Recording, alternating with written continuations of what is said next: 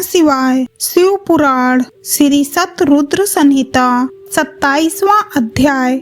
द्विजेश्वर अवतार। नंदीश्वर बोले, हे तात बदायूं राजा, जिस पर भगवान शिव ने ऋषभ रूप में कृपा की थी, उनकी परीक्षा लेने के लिए भगवान शिव ने द्विजेश्वर अवतार धारण किया था। ऋषभ के प्रभाव से अपने शत्रुओं पर विजय पाकर बदायूं सिंहासन पर आरूढ़ हुए। उन्होंने राजा चंद्रागंग की पुत्री सीमंतिनी से विवाह किया।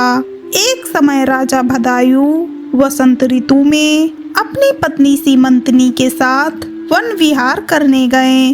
तब भगवान शिव पार्वती उस दंपत्ति की धर्मनिष्ठा की परीक्षा लेने हेतु उस वन में पहुँचे।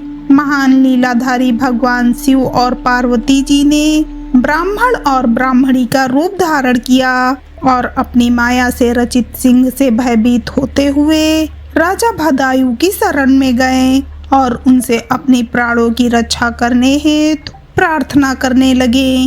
उस ब्राह्मण दंपत्ति की रक्षा हेतु राजा बदायूं ने तुरंत धनुष बाण उठा लिया और बाणों से उसे घायल करना चाहा, परंतु उस सिंह पर कोई प्रभाव न पड़ा। उसने झपट कर ब्राह्मणी को पकड़ लिया। वह बहुत चीखी चिल्लाई, परंतु सिंह ब्राह्मणी को बलपूर्वक घसीटता हुआ भाग गया। अपनी पत्नी को सिंह द्वारा ले जाए जाने पर ब्राह्मण बहुत दुखी हुआ और रोने लगा और राजा बदायूं से बोला, हे राजन, आपके बड़े बड़े आयुध कहाँ हैं? तुम्हारे पराक्रम का क्या फल है? क्या आप जंगली जानवरों के आघातों से भी दुखियों की रक्षा नहीं कर सकते? दीन दुखियों की रक्षा करना राजा का परम धर्म होता है। फिर आपने अपने क्षत्रिय धर्म का पालन क्यों नहीं किया? आपने अपने कुल का धर्म ही नष्ट कर दिया है। जो दुखी और शरणागतों की रक्षा नहीं कर सकता, उसे जीने का कोई अधिकार नहीं है। कृपण, अनाथ और दीन दुखी की रक्षा करने में असमर्थ मनुष्य को जहर खा लेना चाहिए या अग्नि में जल जाना चाहिए। उस ब्राह्मण द्वारा कही गई बातें सुनकर राजा बदायूं को बहुत दुख हुआ। वह अपने दुर्भाग्य को याद करके शोक में डूब गया। उसने सोचा कि आज मेरा सारा पौरुष नष्ट हो गया। आज मैं एक असहाय ब्राह्मणी की रक्षा नहीं कर सका, इसीलिए मुझे घोर पाप लगेगा। मेरे कारण ब्राह्मण भी शोकाकुल हो गया है। उसकी स्त्री को भी सिंह ले गया है। पता नहीं उसने उसका क्या किया होगा। मुझे अपने पापों को कम करने के लिए इस ब्राह्मण देवता को प्रसन्न करना होगा। यह सोचकर राजा बदायूं उस ब्राह्मण के चरणों में गिर पड़े और बोले, हे ब्राह्मण, मुझे क्षमा कर दीजिए। मैं आपकी पत्नी की रक्षा नहीं कर सका। मैं अपना राजपाट सब आपके चरणों में न्यौछावर करता हूँ। यह सुनकर वह ब्राह्मण बोला, भला मैं ठहरा भिक्षा मांगने वाला एक ब्राह्मण, मैं तुम्हारे राजपाट का क्या करूँगा?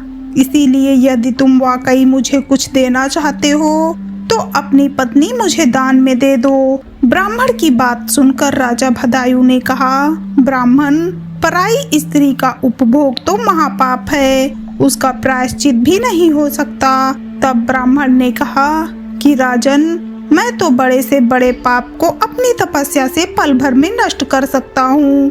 तब बदायूं ने सोचा कि मुझे ब्राह्मण को अपनी स्त्री दान करके शीघ्र ही अग्नि में प्रवेश कर जाना चाहिए। तत्पश्चात राजा बदायूं ने अपनी पत्नी उस ब्राह्मण को सौंप दी। उसके बाद उन्होंने अग्नि प्रज्वलित की और स्नान कर देवताओं को प्रणाम करने के पश्चात उस अग्नि की 3 बार परिक्रमा की। फिर त्रिलोकीनाथ भगवान शिव का ध्यान करने लगे और उन्हीं का स्मरण करते हुए जैसे ही वे अग्नि में प्रवेश करने लगे, वैसे ही द्विजेश्वर रूपधारी भगवान शिव वहां प्रकट हो गए।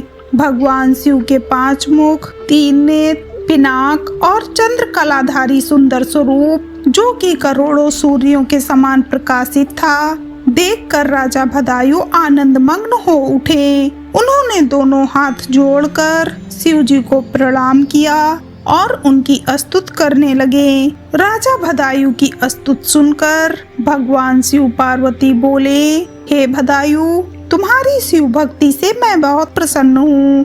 तुमने सदा मेरा भक्ति भाव से पूजन किया है, अतः तुम अपनी पत्नी सहित मुझसे वर मांगो। आज मैं तुम्हारी मनोवांछित अभीष्ट वस्तु प्रदान करूँगा। मैंने ही तुम्हारी परीक्षा लेने हेतु ब्राह्मण का रूप धारण किया था।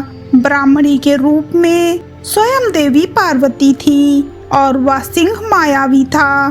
तुम अपनी परीक्षा में सफल हुए हो राजन, कहो क्या चाहते हो।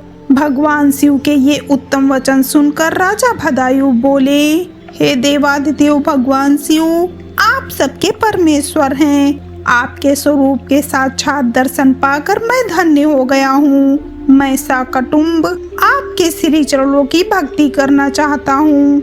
मैं, मेरी रानी, मेरे माता पिता आपके सेवक बनकर आपके श्री चरणों में रहें। रानी कीर्ति मालिनी ने भी अपने माता पिता के लिए भगवान शिव का लोक मांगा। दोनों को वरदान देकर महादेव जी पार्वती सहित अंतर्ध्यान हो गए। राजा रानी अपने नगर को लौट आए। फिर 10,000 वर्षों तक राज्य करने के पश्चात वे दोनों भगवान शिव के धाम को गए। इस परम पवित्र पापनाशक कथा को जो कोई सुनता अथवा पढ़ता है, उसे इस लोक में सब भोग ऐश्वर्य प्राप्त होते हैं तथा अंत में भगवान शिव के लोक को जाता है। हर हर महादेव।